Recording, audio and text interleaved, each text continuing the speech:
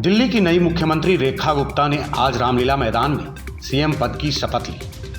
उनके साथ उनकी कैबिनेट ने भी शपथ ली। इस समारोह में पीएम मोदी समेत और कई राज्यों के मुख्यमंत्री पहुंचे। 27 साल के लंबे इंतजार के बाद आज दिल्ली में एक बार फिर बीजेपी सरकार बन गई। रेखा गुप्ता पहली बार विधायक बनी है जिनको बीजेपी ने दिल्ली मुख्यमंत्री का पद दिया। सीएम बनते ही रेखा गुप्ता पूरी तरह से एक्शन में दिख रही हैं। दिल्ली विधानसभा चुनाव के दौरान यमुना नदी की सफाई का मुद्दा चर्चा के केंद्र में रहा। बीजेपी ने तत्कालीन सत्तारूढ़ दल आम आदमी पार्टी पर इसके 10 साल के शासन के दौरान नदी के पुनरुद्धार में विफल रहने का आरोप लगाया था। सत्ता परिवर्तन के साथ ही यमुना नदी के पुनरुद्धार के लिए एक कार्य योजना प्रधानमंत्री कार्यालय को सौंप दी गई है। भारतीय सेना को लेकर दिए एक बयान की वजह से कांग्रेस नेता राहुल गांधी की मुसीबत बढ़ गई है। राहुल गांधी के इस बयान को लेकर लखनऊ की एमपी एमएलए कोर्ट ने उनके खिलाफ नोटिस जारी किया है। बॉर्डर रोड ऑर्गेनाइजेशन के पूर्व डायरेक्टर उदय शंकर श्रीवास्तव ने राहुल गांधी के खिलाफ कोर्ट में परिवाद दर्ज कराया है।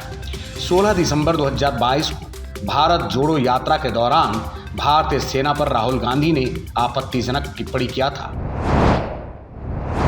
सोशल मीडिया पर अश्लील कॉमेडी को लेकर उपजे विवाद के बीच सूचना और प्रसारण मंत्रालय ने ओटीटी प्लेटफॉर्मों को एक ताज़ा गाइडलाइन जारी की है, जिसमें उनसे कंटेंट नियमों का सख्ती से पालन करने और अश्लील, पोर्नोग्राफिक या अश्लील कंटेंट पब्लिश करने से परहेज करने का आग्रह किया गया है। सूचना प्रौद्योगिकी नियमों के मुताबिक ओटीटी सर्विस को प्रतिबंधित कंटेंट वितरित करने से रोक दिया गया है और उन्हें अपने प्रोग्रामिंग के लिए आयु आधारित क्लासिफिकेशन लागू करना होगा।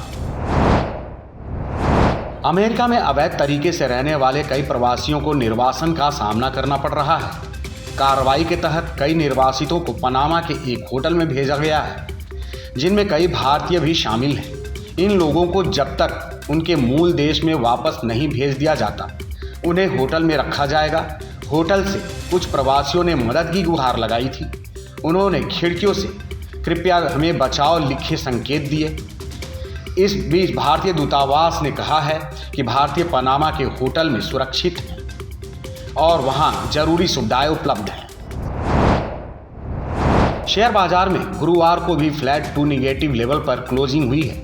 सेंसेक्स 203 अंकों की गिरावट के बाद 75,736 के लेवल पर बंद हुआ, जबकि निफ्टी 20 अंक टूटकर 22,913 के लेवल पर बंद हुआ।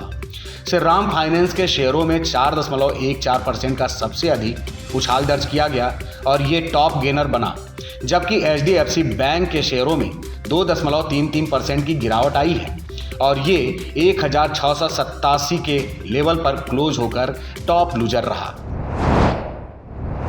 फिल्म रात अकेली पार्ट 2 की शूटिंग के दौरान एक्टर नवाजुद्दीन सिद्दीकी के साथ हादसा हो गया। बताया जा रहा है कि शूटिंग के दौरान एक सीन में वो कार में सवार होकर थाने जा रहे होते हैं, लेकिन इसी पार्ट को दर्शाते हुए उनकी गाड़ी अनियंत्रित होकर कोतवाली की दीवार से जा टकराई, लेकिन इस हादसे में नवाजुद्दीन बाल बाल बच गए।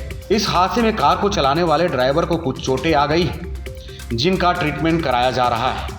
ऐसे ही देश और दुनिया की तमाम बड़ी खबरों के लिए बने रहिए हेड्स अप न्यूज के साथ।